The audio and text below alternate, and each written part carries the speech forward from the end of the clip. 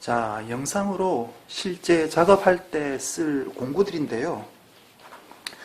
물론 이런 공구들은 대부분 대체가 가능할 수도 있는데 영상으로 설명을 할 때는 이런 휠 툴링 스탠드나 이런 공구들을 사용해서 설명을 하겠습니다. 왜냐하면 정확하게 원리를 알아야 나중에 공구 없이도 응용이 가능하거든요. 그리고 또 설명하기도 편해서 이런 휠 툴링 스탠드도 이렇게 쓰고, 다음에 혹시 나중에 영상 말미에나 아니면 다른 자료를 통해서라도 대체할 수 있는 방법에 대해서도 한번 설명을 기회가 있으면 하도록 하겠습니다. 자, 어쨌건 이런 공구를 써서 한번 실제로 작업을 한번 해 보겠습니다.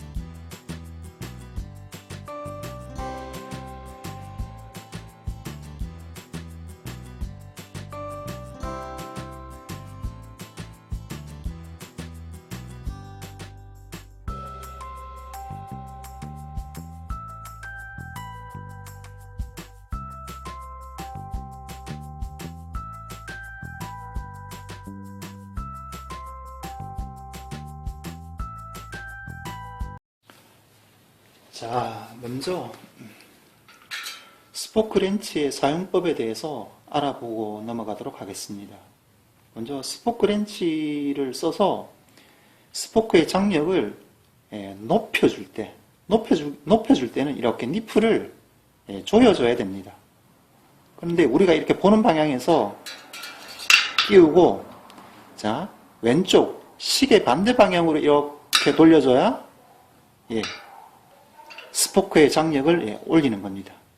자, 반대로 이 스포크의 장력을 이제 떨어뜨려 줄 때는 니프를 시계 방향 오른쪽으로 돌려줘야 장력이 풀어지게 됩니다. 이렇게 이게 방향이 조금 반대다 보니까 약간 혼동이 될 수가 있습니다.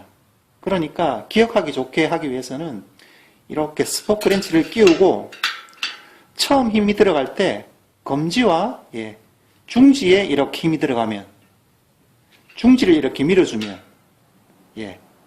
장력을 높여주는 거다.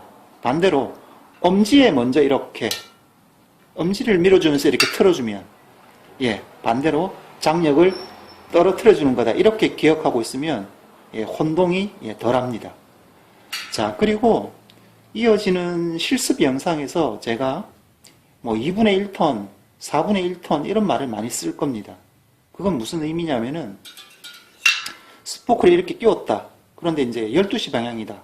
이렇게 하면 이쪽 부분이 6시 방향에 오게 하는 게 2분의 1톤입니다. 자, 이렇게 하면 감아주는 거죠. 자, 이렇게 2분의 1톤. 반대로 이제 풀어줄 때는 6시 방향에서 자, 엄지를 써서 이렇게 밀어줘서 12시 방향으로 이렇게 가면 2분의 1톤 풀어주는 거죠. 자, 그리고 4분의 1톤은 렌치를 이렇게 꽂았다. 이게 좀 설명은 이게 좀 편하겠네요. 12시 방향이 기준이다 하면 9시 방향 정도까지만 이렇게 돌려주는 거예요. 이게 4분의 1톤입니다. 자, 풀어줄 때도 4분의 1톤 이렇게 약 절반 정도, 2분의 1의 약 절반 정도. 그러니까 이거는 조금 감각이 필요합니다. 왜냐하면 이걸 2분의 1톤, 4분의 1톤을 일관되게 돌려줘야 그래야 이제 좀 순조로운 툴링이 가능하거든요. 어떨 때는 많이 돌리고 어떨 때는 적게 돌리고 이래버리면 막 약간씩 이렇게 트루잉이 약간 이렇게 정확하게 잡을 수가 없을 수도 있습니다. 자, 그래서 미리 이렇게 끼워서 연습, 이렇게 4분의 1턴 푸는 연습을 조금 이렇게 해 주시는 게 좋습니다.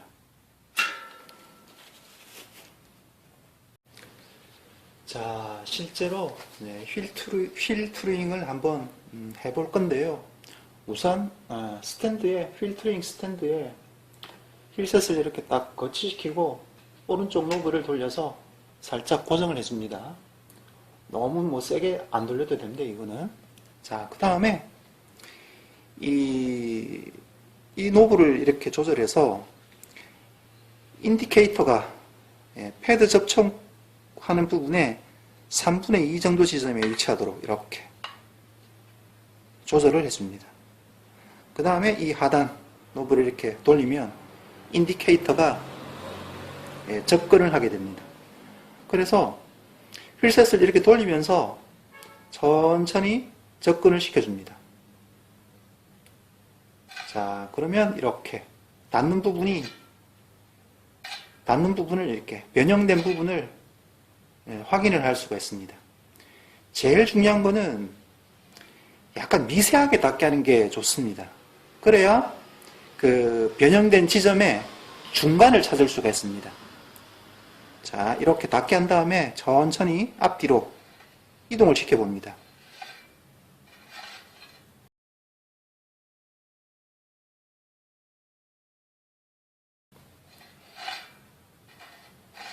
자, 그래서 이렇게 여기서부터 닿기 시작해서 조금 긴데 이렇게 천천히 하다 보면 가장 심하게 닿는 부위를 이렇게 찾을 수가 있습니다.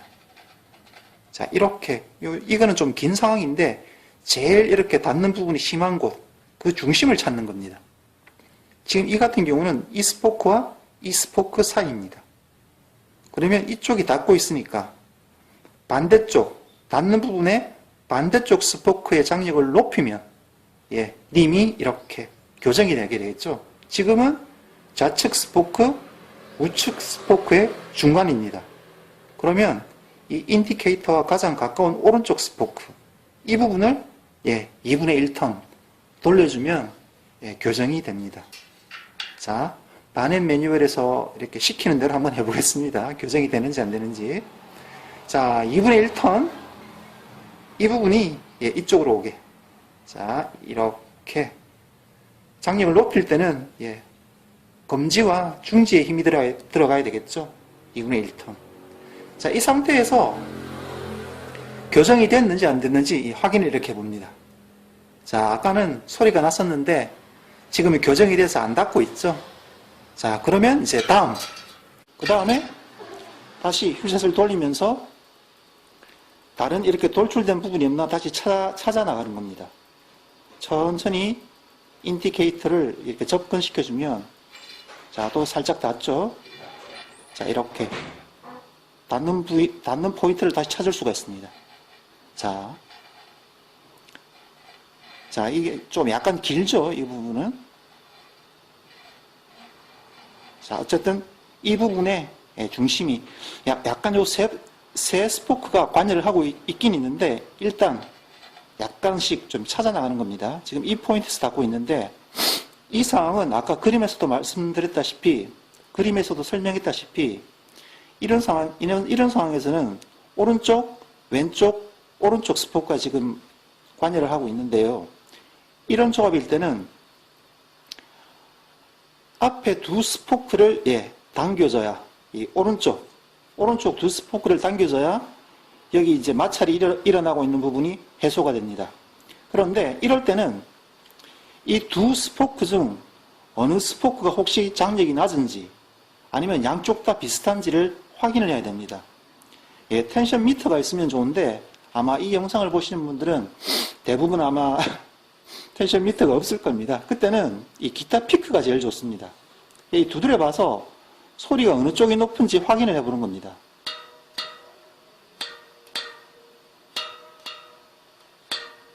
자, 제 귀에는 이쪽이 낮은 걸로 나오는데요. 음의 높이가 낮다는 거는 당연히 기타 줄처럼 이쪽에 텐션이 낮다는 이야기겠죠. 그러면 매뉴얼대로 자, 이쪽에 스포크 렌치를 끼고 지금은 또 약간 비스듬하게 됐습니다. 그런데 이거는 약간 감각을 익히셔야 됩니다. 일단 이쪽을 2분의 1바퀴를 돌려보겠습니다. 만일 그런데 사운드가 비슷하다면 두 스포크를 4분의 1, 4분의 1 이렇게 돌려주라는 게 반의 매뉴얼의 내용입니다. 자, 그런데 일단은 우리는 확인했다시피 이쪽이 사운드가 낮으니까 이쪽 스포크를 2분의 1바퀴 돌려보겠습니다. 자, 조금 전까지는 마찰이 낮더랬는데 장력이 낮은 쪽을 당겨주니까 마찰이 해소됐죠. 자, 그리고 또 다른 닿는 곳을 또 찾아 나가는 겁니다. 자, 닿습니다. 자, 이렇게. 자, 이렇게. 여기서 시작해서 한 이쯤에서 끝납니다. 이 세 스포크. 그러니까 사이 중간은 한 이쯤이 되겠죠. 그런데 지금은 스포크 바로 아래에 인디케이터가 마찰 지점의 중심에 있긴 있는데, 아까는 상황이 조금 다른 게 좌측 스포크, 우측 스포크, 좌측 스포크 이렇게 되어 있습니다. 자, 이때는 아까는 이렇게 튕겨서 알아봤지만 지금 상황은 우측 스포크 아래에 인디케이터가 있으니까 이 스포크만 당겨주면 교정이 되겠죠. 자, 그림과 지금 이 영상과 같이 이렇게 참고를 해서 이 돌려줘야 할 니프를 결정을 해야 되는 겁니다. 약간 다르지만 꼼꼼히 생각해 보면 그게 어려운 게 아닙니다. 자, 이렇게 된 상황에서는 좌측, 우측, 좌측이니까 닿는 지점에 반대편 스포크를 당겨줘야 되니까 이거 하나만 장력을 높여주면 교정이 되겠죠. 자, 한번 높여보겠습니다. 이렇게 해서 2분의 1바퀴니까 이 손잡이 이 부분이 이 반대쪽에 오게 2분의 1바퀴 이렇게 돌려줍니다. 자, 그러면 아까 닿았는데 지금은 또 이제 안 닿게 되겠죠.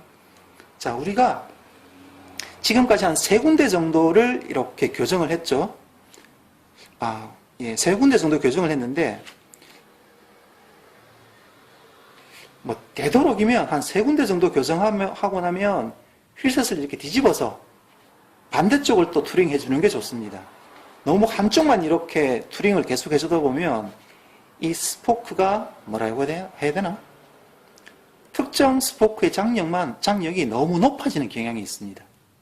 자, 그래서 이렇게 휠셋을 한쪽을 한 3군데 잡았으면, 자, 반대쪽도 이렇게, 반대쪽으로 이렇게 돌려서 돌출된 부분을 다시 이제 투링을 해주는 거죠. 그러니까 좌우에 돌출된 부분을 잡아준다는 거는 결국, 똑바르게 투링을 할 수 있다는 이야기겠죠. 왜냐하면 이렇게 해야 이제 입문 단계에서는 이거 돌리는 방향도 안 헷갈리고 좀 뭐라 해야 되나? 혼동을 줄일 수가 있습니다. 이렇게 안 하고 나중에 익숙해지면 그냥 이거 힐셋 거꾸로 안 끼워도 할 수가 물론 있긴 있지만 처음에 하실 때는 이렇게 하는 게 좀 이렇게 완성도 높은 투링을 할 수 있는 요령이라면 요령입니다. 자, 이렇게 해서 똑같습니다. 아까 요령은 천천히 접근시켜서 마찰 지점을 찾는 거죠. 자, 이렇게 닿습니다. 자, 이렇게.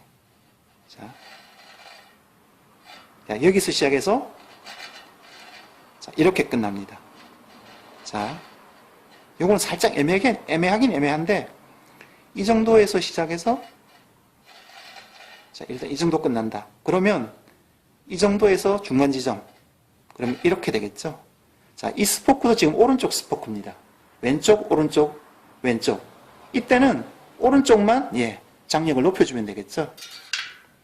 자, 이렇게 해서 2분의 1바퀴 이 부분이 이쪽으로 오게. 자, 천천히 장력을 높여주면 좀 전에 닿았던 데가 자, 이렇게 해소가 되게 됩니다.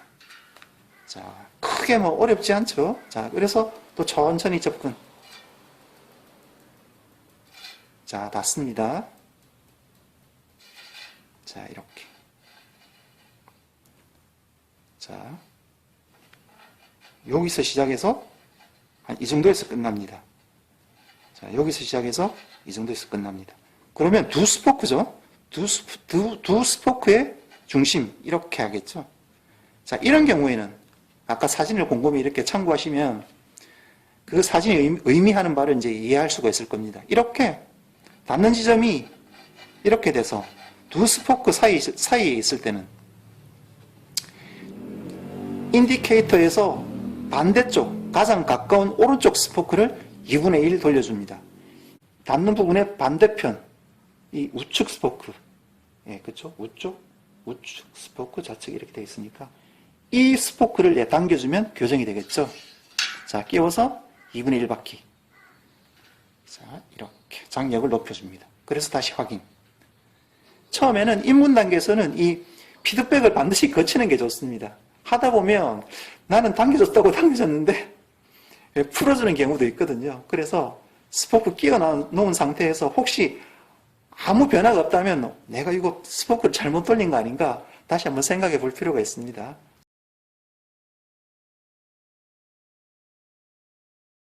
자, 지금은 아까는 닿았는데 지금은 마찰음이 없죠.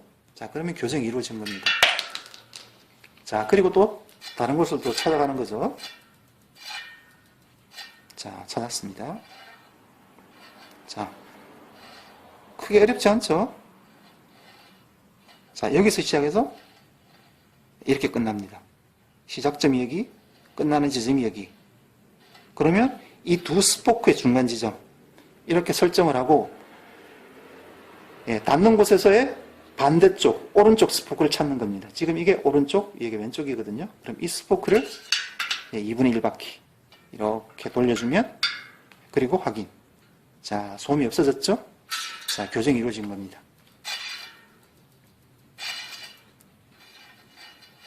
자, 이렇게 광범위하게 닿을 때는 최대한 이렇게 노브를 이렇게 인디케이터를 조정해서 살짝만 닿게 하는 게 중요합니다. 그래야 조정해 주어야 할 스포크를 설정하는데 도움이 됩니다. 편하게 됩니다. 이렇게 살짝 닿게. 자, 이것도 자, 이렇게 두 스포크 사이에 이렇게 닿고 있죠. 지금 같은 경우는 왼쪽 스포크, 오른쪽 스포크 이렇게 되어 있습니다. 그러니까 닿는 곳에서 가장 가까운 오른쪽 스포크는 이거겠죠. 그래서 이걸 2분의 1 바퀴 돌려주고 확인. 자, 또 안 닿죠? 자, 이렇게 한번 또 한 3, 4개 잡았으면 다시 휠셋을 거꾸로 끼워서 또 반대편도 잡아주고 이렇게 번갈아서 계속 이렇게 튀어나와 있는 부분을 트루잉 해 나가는 겁니다. 그러면 이게 점점 이렇게 오차가 작아지면서 그 완벽한 일직선의 그 림 상태를 유지가 되는 건데요. 여기서 한 가지 팁이라면 매뉴얼에는 2분의 1턴 이렇게 되어 있는데 점점 잡아 나가다 보면 이 간격이 미세해집니다. 그때는 오히려 2분의 1 바퀴 이렇게 돌리면 반대쪽으로 이렇게 휘는 경우가 있습니다. 그래서 투링 하는 사람이 이렇게 판단해보고 야, 이거는 너무 미세한 차이다 하면 우리 앞에 사진에서도 봤죠? 아까 영상에도 설명했다시피 4분의 1턴 살짝 돌려주는 겁니다. 그죠? 2분의 1턴을 말고 너무 간격이 미세하다 할 때는 닿는 부분이 미세하다 할 때는 끼고 4분의 1턴 모자라면 또 4분의 1턴 돌려주면 되니까 그런 식으로 해서 잡아 나가면 더 이제 완성도 높은 투링을 할 수가 있습니다. 자, 이렇게 레터럴을 완벽하게 잡아 놓은 상태, 오차 범위 이하로 0.5mm, 편차가 0.5mm 이하로 잡아 놓은 상태에서 그러니까 튀어나와 있는 부분과 들어간 부분의 오차, 편차가 0.5mm 이하가 될 때까지 잡고 난 다음에 레터럴을 그렇게 정확하게 잡고 난 다음에 레디얼로 넘어가야 됩니다. 자, 다음은 레디얼, 그러니까 이거 상하로 이렇게 변형된 부분을 어떻게, 꿀렁이는 부분을 어떻게 잡아 나가는가에 대해서 설명을 이어가도록 하겠습니다.